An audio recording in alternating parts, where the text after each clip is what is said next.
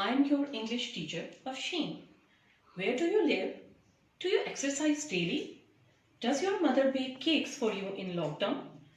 Does grandma read you stories? Relax, relax.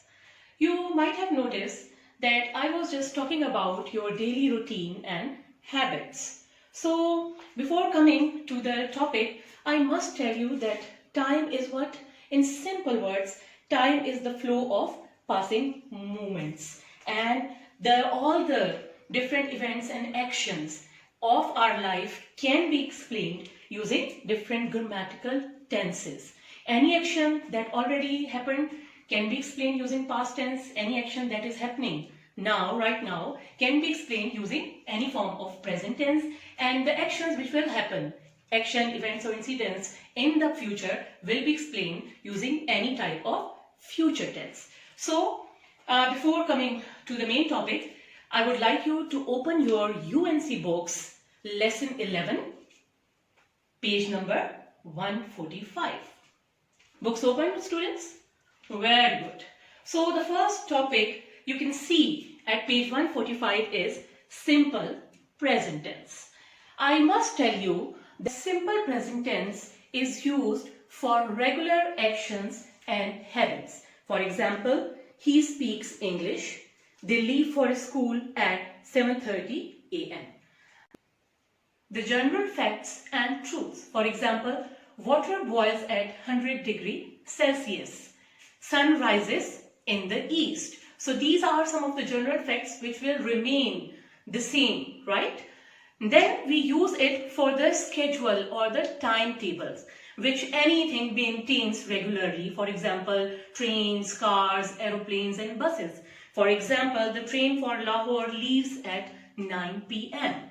So these are some of the main uses of simple present tense. Now you can see a chart paper where I have tried to make a collection of some of the most commonly used verbs. You can Google them and you can see different verbs over there, 1,000 of verbs, and the only way to understand the verbs is to memorize them and to learn them. So now what I want to tell you is that in simple present tense we use present or basic form of the verb, as you can see on the chart paper in the first column. So whenever we are going to use simple present tense, you have to choose present or basic form of the verb. Now you can see I have drawn a table on the board where you can see the personal pronouns, and I have made two columns to divide them. You can easily see that I have written first person, right? So the pronoun I is known as the first person. Its singular form is I and its plural form is we. Then you can see second person. Second person, you know, you is the singular form and the plural of you is also you. Then we come to third person. Third person singular is he, she and it, and third person plural is they. Now we'll come to the use or the proper sentence structure of simple present tense. So I must tell you that in simple present tense, as I have written a simple verb with the pronouns, as you can see on the board. So you can see I have written in the first person singular, I work. First person plural, we work. Second person singular, you work. Second person plural, you work. But now you can see, you need to be very attentive that in third person singular, that is he, she and it, I have added s to the first form of the verb. And so how you are going to use it? You will use it as he works, she works, or it works. And with third person's plural, that is they, we will again use only simple first form of the verb, that they work. So here it is very important to understand that with third person singular, we always add s or es to the main verb. So don't get confused, what do we mean by s or es? Because some verbs only require s. As you can see, verbs plus s makes it works. But some verbs require es. For example, go. When we add es, it becomes goes. So some verbs only need s and some verbs require es. So always with third person singular, you are going to add s or es to the main verb. Here again, there is one more thing which is very important, that he, as I have written over here, the pronouns he, she and it. So you also need to understand that he could be replaced by Hamza, she could be replaced by Fatima, or it could be replaced by a tiger, lion or sun or moon. So it could be a noun or it could be a singular pronoun as well.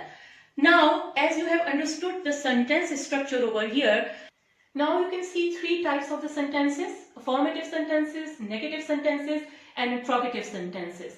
So this is the proper sentence structure in simple present tense which we follow for the affirmative or simply the positive sentences, the negative sentences and the interrogative sentences. In the positive sentences, first we use the subject, then comes first form of the verb. And in case of third person singular, you are going to add s or es to the main verb and then comes the object. In the negative form of the simple present tense, we are going to first use the subject. Then you can see I have written do or does. Now again, it's very important to understand that with third person singular, we always use does not.